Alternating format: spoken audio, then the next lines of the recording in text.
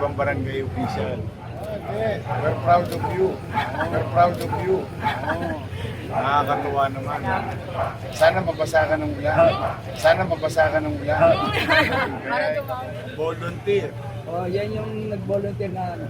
Sa kalsada yung barangay hall. So, sila na mismo ang tumawag sa pamahalaan ng lungsod. Mag-isro. Kalsada talaga. Ano, huwag niyo iwanan, Mike.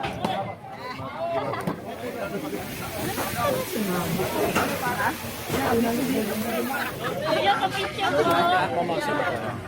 Ay, wait lang.